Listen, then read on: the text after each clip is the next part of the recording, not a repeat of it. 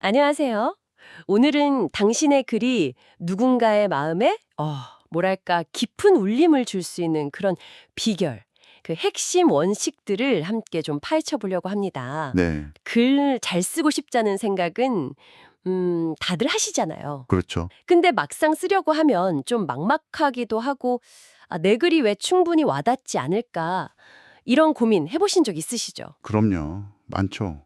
오늘 저희가 좀 들여다볼 자료는 우경아 작가님이 쓰신 글인데요. 마음을 움직이는 글쓰기 7가지 원칙. 이 글의 일부를 가지고 이야기 나눠볼까 합니다. 우경화 작가님 100권 넘게 쓰시고 편집하신 분이죠? 네, 맞습니다. 그래서 이게 단순한 이론이 아니라 정말 그 100권 넘는 책을 직접 쓰고 편집하면서 몸으로 익힌 그런 현장의 지혜가 담긴 통찰이라고 할 수 있겠죠. 경험에서 우러나온 이야기겠네요. 그렇죠. 그래서 이번 시간을 통해서 뭐 당신이 어떤 분야 전문가시든 아니면 그냥 내 생각이나 감정을 좀 더 명확하게 또 진솔하게 전달하고 싶은 분이든 당신의 글에 힘을 실어줄 만한 그런 실용적인 원칙들을 발견하는 게 저희 목표입니다. 네, 흔히 말하는 있어 보이는 글하고 진짜 마음을 움직이는 진짜 글, 그 사이에는 과연 어떤 차이가 있을지 지금부터 한번 탐색해 보시죠. 네, 아주 흥미로운 여정이 될 것 같습니다. 많은 분들이 좋은 글은 뭔가 화려한 수사, 어려운 단어 이런 걸로 이루어진다고 생각하기 쉽잖아요. 맞아요. 좀 그렇게 써야 잘 쓴 글 같고. 그렇죠? 근데 이 자료의 핵심은 오히려 그 반대라는 거예요. 독자들은 기교로 맛포장된 글보다는 좀 솔직하고 어쩌면 평범해 보일지라도 이거 내 이야기 같은데? 이렇게 느껴지는 글에 더 깊이 공감한다는 거죠. 그 진심을 어떻게 효과적으로 전달하느냐, 여기에 달려있다고 볼 수 있습니다. 진심을 효과적으로 전달하는 방법이라, 그럼 바로 그 첫 번째 원칙부터 한번 살펴볼까요? 네, 구체적으로 쓰세요. 이거네요.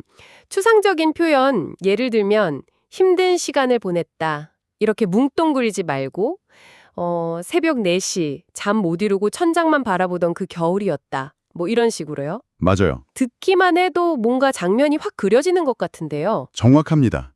그 시간, 장소, 또 오감을 동원한 묘사, 이런 게 독자를 당신 이야기 속으로 끌어들이는 가장 확실한 방법인 거죠.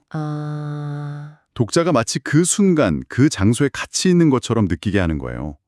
단순히 정보를 전달하는 걸 넘어서서 독자 마음에 생생한 그림을 그려주는 거죠. 네네. 당신이 어떤 글을 읽을 때 머릿속에 장면이 막 선명하게 펼쳐지는 순간 있잖아요. 있죠. 그게 바로 구체성이 가진 힘입니다. 몰입도가 완전히 달라지죠. 하긴 저도 그런 글은 끝까지 읽게 되더라고요. 그런데 두 번째 원칙은 조금 의외였어요. 어떤 점이요? 진짜 감정을 숨기지 마세요. 그러니까 진솔함에 대한 이야기인데 그래서는 왠지 좀 더 나은 모습, 좀 강한 모습만 보여줘야 할 것 같잖아요. 그렇죠. 보통 그렇게 생각하죠. 근데 자신의 약점이나 실패를 막 드러내는 게 이게 독자들한테 어떻게 받아들여질까요? 좀 걱정되지 않나요? 바로 그 점이 아주 흥미로운 부분입니다. 저자 본인도 그랬다고 하잖아요. 첫 책이 고작 50권 팔렸던 그 실패담. 네네. 훨씬 더 뜨거운 반응, 지지를 얻었다고 하죠. 오, 독자들은 완벽하게 조각된 영웅서사, 이런 거에 감동하기보다는 넘어지고 다시 일어서는 평범한 사람 이야기, 여기에 깊이 공감한다는 거예요. 인간적인 모습이에요. 네, 실패나 약점을 솔직하게 인정하는 모습이 오히려 그 방어벽 같은 걸 허물고 인간적인 유대감을 만들고 결과적으로는 더 깊은 신뢰를 쌓는 기반이 된다는 거죠. 신뢰요. 한번 생각해 보세요. 당신도 누군가가 완벽함 뒤에 숨기보다는 그냥 나 이런 부족함이 있어요 라고 솔직하게 인정했을 때 더 마음에 가고 응원하고 싶었던 경험 있지 않으신가요? 있어요. 네. 확실히 그런 사람한테 더 마음이 열리죠. 그렇죠. 그게 바로 진솔함이 가진 어떻게 보면 예상 밖의 힘입니다. 듣고 보니 정말 그렇네요. 그 인간적인 연결이라는 말씀이 확 와닿습니다. 자, 그럼 세 번째 원칙으로 넘어가 볼까요? 네, 첫 문장에 모든 것을 걸어라. 이거 뭐 요즘처럼 정보가 넘쳐나는 시대에 독자들 주의를 사로잡는 거 진짜 중요하잖아요. 정말 중요하죠. 시작이 밋밋하면 뭐 끝까지 읽힐 확률이 낮다. 이건 어찌 보면 당연한데 그래서 더 중요한 이야기 같아요. 저도 솔직히 흥미로운 첫 문장 아니면 네, 그냥 금방 다른 글로 넘어가 버리거든요. 맞아요. 이 자료에서는 좋은 첫 문장을 위한 구체적인 전략까지 제시해요. 뭐 궁금증을 유발하는 질문 던지기, 아, 질문. 네, 아니면 놀라운 사실이나 통계로 시선 끌기, 또 독자가 바로 공감할 만한 상황 묘사하기, 혹은 아주 강렬한 장면을 그냥 딱 제시하는 것, 이런 것들이죠. 그냥 오늘은 글쓰기에 대해 이야기해 보겠습니다. 이런 건 좀... 그렇죠. 그런 판에 박힌 시작은 힘이 없죠. 반면에 저자가 예시로 든 거 있잖아요. 저는 첫 책으로 단 50권을 팔았습니다. 그리고 그게 제 인생 최고의 실패였습니다. 네. 이런 문장은 어때요? 딱 듣는 순간 왜? 그 실패가 왜 최고였다는 거지? 이런 호기심이 확 생기죠. 네, 궁금해지네요. 다음 내용이. 그러니까요. 당신의 글은 지금 어떻게 시작하고 있나요? 독자의 시간을 존중하고 그 시선을 붙잡기 위해서 첫 문장에 얼마나 공을 들이고 있는지 한번 점검해 볼 필요가 있겠습니다. 네 번째 원칙은 짧게 쓰세요. 간결함이죠. 아, 이건 저도 정말 공감하는데요. 그러신가요? 네. 가끔 너무 길고 복잡한 문장 만나면 읽다가 막 숨이 차고 결국엔 포기하게 될 때가 있거든요. 맞아요. 독자를 지치게 한다는 말 정말 와닿네요. 핵심은 명료함입니다. 이 자료는 한 문장에는 가급적 하나의 생각만 담으라고 조언해요. 아, 한 문장엔 하나만. 네. 문장이 너무 길어진다 싶으면 의미 단위로 과감하게 나누는 게 좋다는 거죠. 문단도 마찬가지고요. 아, 문단도요? 네. 특히 스마트폰으로 글을 소비하는 경향이 강한 요즘 독자들 생각하면 서너 줄 넘지 않는 짧은 호흡의 문단, 이게 가독성을 훨씬 높여줍니다. 하긴 모바일로 많이 보니까요. 그렇죠. 좋은 글은 단순히 읽히는 글이 아니라 쉽게 술술 읽히는 글이라는 점을 기억해야 합니다. 당신이 어떤 정보를 찾을 때 복잡하고 긴 설명보다는 간결하고 명확한 글이 얼마나 이해하기 쉬웠는지 떠올려 보시면 이 원칙의 중요성을 바로 아실 거예요. 그쵸. 쉽고 명확한 게 최고죠. 다섯 번째 원칙은 나가 아니라 당신에게 말하라 이건데요. 네, 이건 글쓰기 관점에서 꽤 흥미로운 전환 같아요. 보통은 나는 이렇게 생각한다. 내 경험은 이렇다. 이렇게 쓰기 쉬운데 맞아요. 당신도 이런 경험 있으시죠? 이런 식으로 독자를 직접 부르면서 대화하듯 쓰라는 거잖아요. 네, 그렇죠. 이게 실제로 어떤 효과를 주는 걸까요? 이게 결국 독자와의 관계 설정에 관한 문제입니다.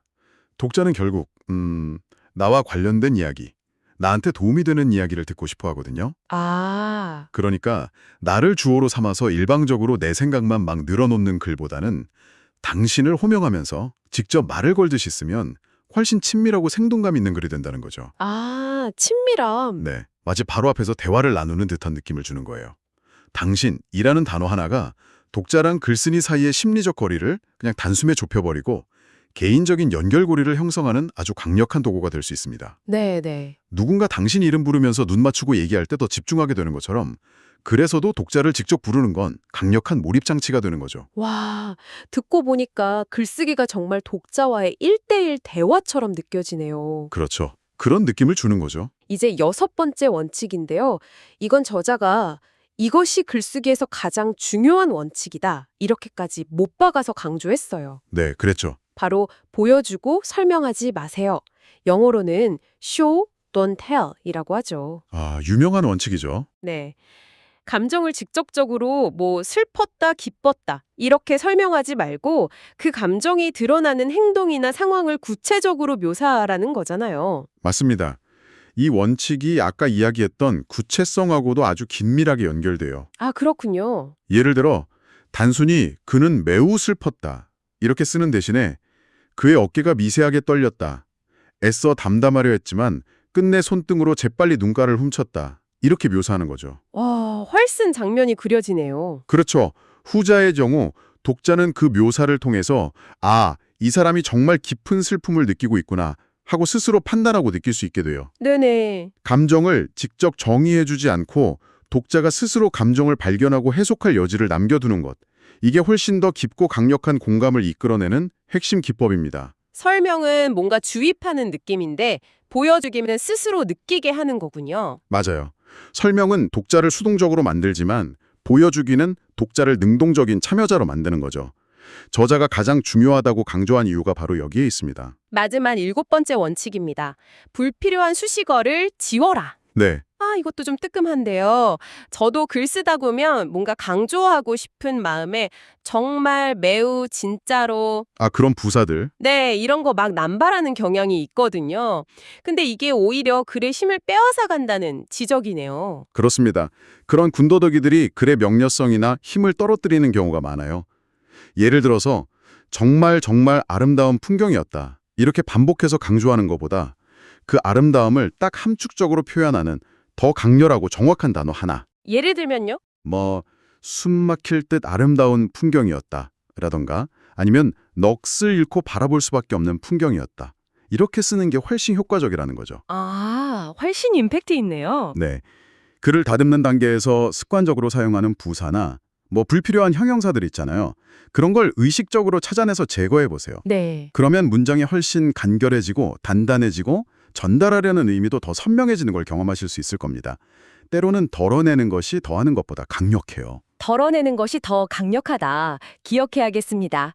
이렇게 7가지 원칙을 쭉 살펴봤는데요. 이 외에도 저자가 강조하는 중요한 포인트가 또 있었죠? 네, 있었죠. 글쓰기는 타고난 재능의 영역이 아니라 꾸준한 습관의 결과물이라는 점이요. 맞아요. 저자 자신도 처음부터 글을 잘 썼던 게 아니라 매일 조금씩이라도 꾸준히 쓰는 습관을 통해서 지금에 이르렀다고 솔직하게 고백하는 부분이 인상적이었어요. 네, 그렇죠. 그리고 그 쓰는 습관만큼이나 중요한 게 바로 고쳐 쓰는 습관입니다. 고쳐 쓰기. 네, 해밍웨이의 그 유명한 말 있잖아요. 모든 초고는 쓰레기다. The first draft of anything is shit. 네, 들어봤어요. 그걸 인용하면서 처음 쓴 글은 완벽할 수 없으니까 반드시 여러 번의 수정, 퇴고 과정을 거쳐야 한다고 역설하죠. 그럼 구체적으로 어떻게 고쳐 쓰라는 건가요? 저자의 프로세스를 보면 일단 떠오르는 생각을 빠르게 초고를 쭉 옮긴 다음에 하루 정도 묵혀둔대요. 시간을 두고. 네, 객관적인 시선으로 다시 읽으려고요. 그러면서 불필요한 부분은 과감히 삭제하고 소리내서 한번 읽어보면서 문맥이 어색하거나 리듬이 깨지는 부분을 찾아서 다듬고 소리내서 읽는 게 중요하군요. 네. 그리고 문장을 더 짧고 명확하게 고치고 마지막으로 오탈자나 전체적인 흐름을 점검하는 단계를 거친다고 합니다. 와, 생각보다 과정이 꽤 여러 단계네요. 그렇죠. 좋은 글을 쓰는 행위 못지않게 지우고 다듬는 행위를 통해서 비로소 완성된다는 점, 이걸 기억할 필요가 있습니다. 그렇다면 이 모든 원칙과 과정을 거쳐가서 탄생하는 글들, 궁극적으로 사람들의 마음을 사로잡고 오랫동안 사랑받는 글들 있잖아요. 예를 들면 베스트셀러나 스테디셀러 같은 네. 그런 글들은 어떤 공통적인 특징을 가지고 있을까요? 저자가 100권 넘는 책들을 분석하면서 발견한 통찰이 궁금해지네요. 여기서 아주 중요한 종합적인 통찰이 나옵니다. 핵심은 이거예요. 사랑, 상실, 희망, 두려움 같은 거 있잖아요.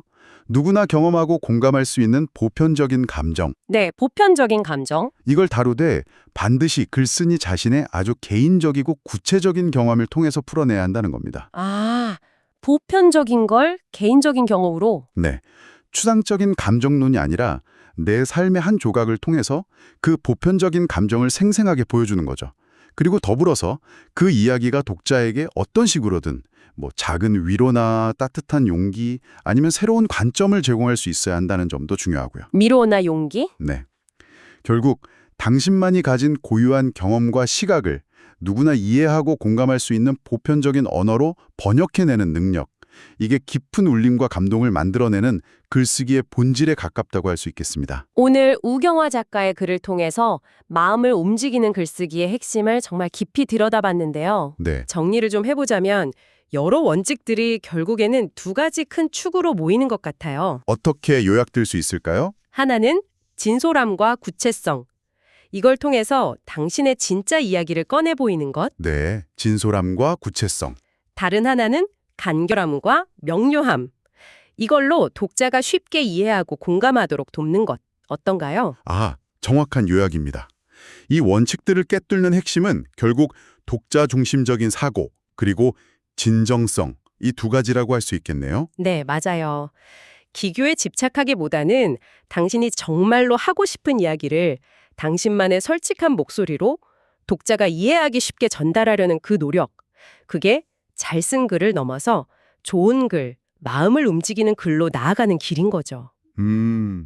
어떻게 보면 이 7가지 원칙은 글쓰기 기술이라기보다는 독자와 진심으로 소통하는 태도에 관한 이야기일지도 모르겠습니다. 맞아요. 소통의 태도, 그 말씀이 정말 깊이 와닿네요. 그래서 저자는 마지막으로 아주 현실적인 제안을 하잖아요. 네, 그렇죠. 완벽한 글을 쓰려고 너무 애쓰지 말고 오늘 당장 딱 10분이라도 좋으니까 시간을 내서 당신이 가장 하고 싶은 이야기를 써보라고요. 네, 그냥 시작해보라는 거죠. 누가 읽든 말든 잘 쓰든 못 쓰든 상관없이 그냥 당신의 진심을 종이 위에든 화면 위에든 꺼내놓는 행위, 그 자체가 중요하다고 말합니다. 네, 그게 마음을 움직이는 글쓰기를 향한 가장 의미 있는 첫걸음이 될 수 있다는 거죠. 네, 좋은 시작점이 될 수 있겠네요. 여기서 한 걸음만 더 나아가서 이런 질문을 스스로에게 던져보는 건 어떨까 싶어요. 어떤 질문인가요? 오늘 우리가 나눈 이야기들 있잖아요.